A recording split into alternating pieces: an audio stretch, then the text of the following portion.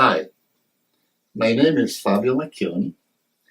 I was born in Florence, Italy, where I studied 2 years at the University of Florence for engineering. Then I went to Bologna. I studied there for another 2 years engineering. Then I moved to Siena, where I studied political sciences and history of Renaissance art. Then I moved to Milan for a whole year again and studied photography. In Rome, I was on a photo assignment for 6 months, 3 months in London, 3 years in New York, and in 1972, I came home to my love, Santa Fe, New Mexico. Of course, I can't forget my first love, Florence. In fact, when I go back, because of the time change, I end up waking up at 2, 3 o'clock in the morning. So I go downtown and I'm back with Florence. Florence and me, all by ourselves. Nobody's around. And I walk and walk and walk for hours and hours and hours. And I cry and cry and cry.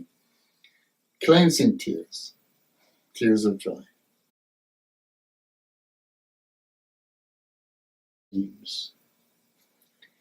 And how self-knowledge and self-discovery are precisely what dreams do, help us do.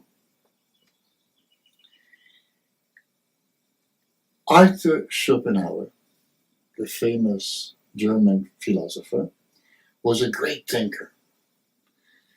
In fact, he lived practically inside his head thinking. And when he was thinking, as I said, he was always thinking, he was so absorbed, so intense, so taken by his own thinking that he was hardly aware of what was around him. Well, one day, he inadvertently walked into this beautiful flower patch. And he was a pious, gentle soul. He had no idea. But not so the gardener. The gardener was upset. Hey, you, what do you think? Where do you think you're going? And of course, Schopenhauer had no idea what was going on outside his head. So the gardener at this point was really upset, ran after him, stopped right in front, pointed his index finger straight to his chest and yelled, "Hey, who do you think you are?" To which the great philosopher, suddenly woken from his deep thinking, goes, huh? That's it. If I only knew. Now, if you're not on a Schopenhauer quest, I understand. But if you're even faintly curious about yourself, who you are, if you're interested in the study of psychology, the depth and the complexity of human nature, then dreams are for you.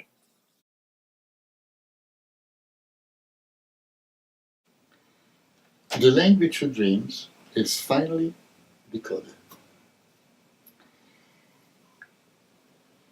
When I was 20 years old, I discovered psychology, the study of human nature, the passion that arose in me, especially about dreams. Over the years, I've read Jung and Freud and many others, and they all believe that the only way to understand dreams is through intuition. My intuition is kind of marginal, so in the back of my head, I've always felt, why is it that I seem to understand dreams? Until about 2003, I decided to start a research. Most authors, the professionals, believe that when it comes to dream interpretation, there are no rules to follow. As an engineer, as a scientist, what I did, I started collecting all the dreams that I analyzed into a database. And today, the database reveals amazing rules, patterns, and regulations. Number one rule is that the dreamer, is a symbolic representation of the ego, the part of you that makes decisions, the skipper. Now, dreams come from the higher self. In fact, the dialogue truly happens always between the higher self and the ego. If a dream comes, it's most likely because it wants the dreamer to change direction, to change something. Tell the skipper to change, in other words. Now, I want to give you a couple of dreams as an example of how amazing the dreams are. First of all, I want to give you the 19-year-old girl. She just met a young man, and right after, she has a dream in which she's on a bus. Now, the way dreams portray how we move through life is by presenting a car, whether it's a Rolls Royce, a sports car, a bicycle, whatever. A bus, instead, as you can get on and off, it's an episode of life. So, as she's on a bus in the dream, the bus driver looks at her romantically. Nonetheless, she thinks the episode is over, and so she's about to get off the bus when he comes from behind and starts kissing her hair. She turns around and he says to her, do you have an ID? And in Oniric language, that equals, who are you? And she says, I don't have an ID. She's only 19. She doesn't know who she is yet. Quite. So, but she thinks to herself, I like this guy. I want him to get in touch with me. I'm going to give him my phone number. Well, guess what? She wakes up mad at herself because she gave him the wrong number. So when I worked with her on this dream, I said to her, do you remember what number you gave her? And she said, oh yeah, I'll never forget it, 50126. And does that bring any... At first she said, no, it doesn't remind me of anything. All of a sudden, she remembered, though, that she was working in a flower shop. And 50126, guess what, was the code number for dahlias. I said, how sweet, what about dahlias? She said, oh, that's my favorite flower. So notice then the pattern. She wakes up mad at herself. The dream says, don't, because you're the most beautiful flower. And that's crucial. That's really important. Now, I would like to give you another dream. This is a 7-year-old boy. He and his family live outside of New Mexico. They live in Colorado. So his mother sent me a dream, emailed me a dream, and in the dream, he has $2,000. Now, according to my database, money is most often energy. So then he buys a water slide for $1,000. Perfectly conceivable that a 7-year-old boy would would spend half his energy having fun.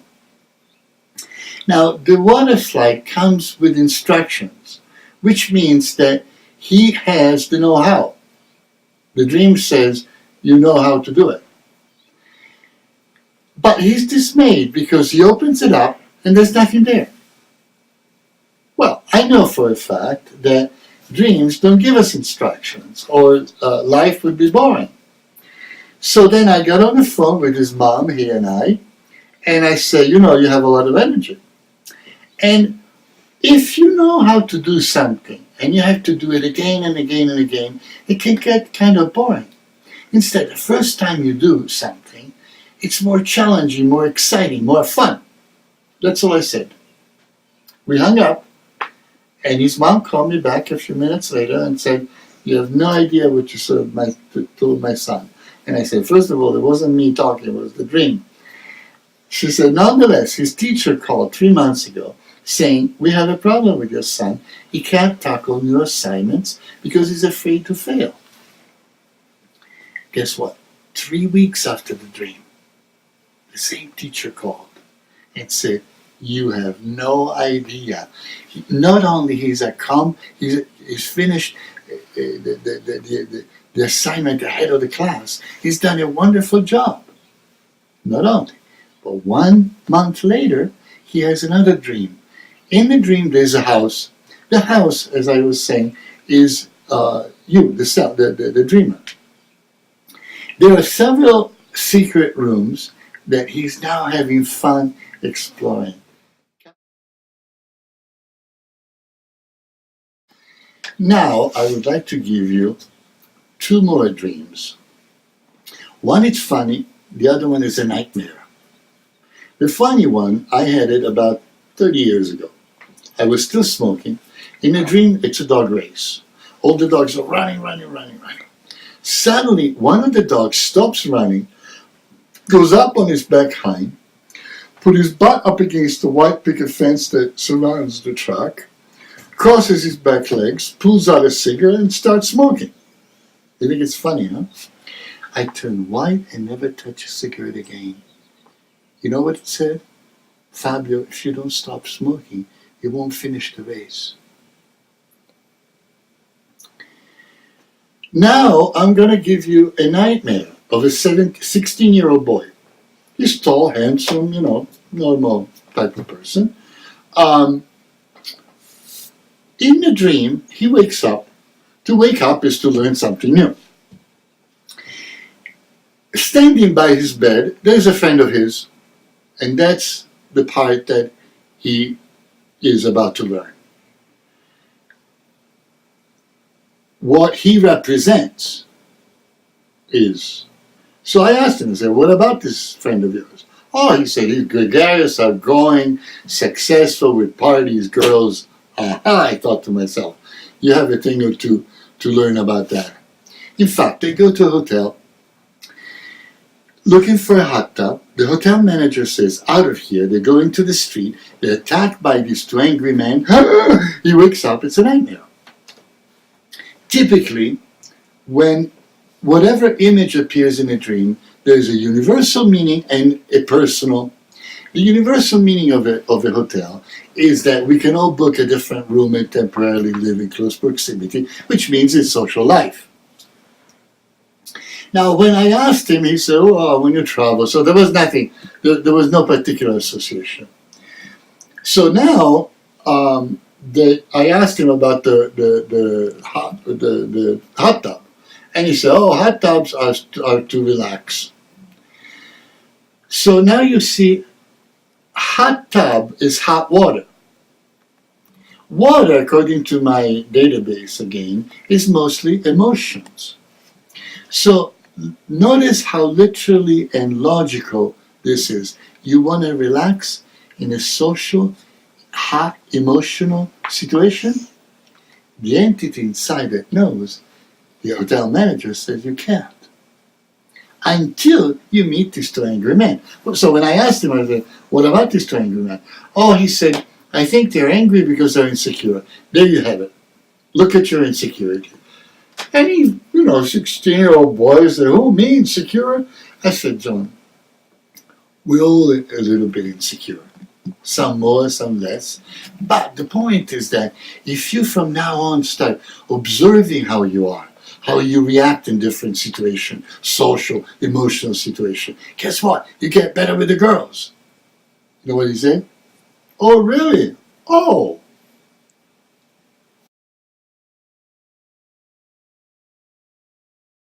Now, the pattern seems to be quite obvious to me, and I hope it does to you too.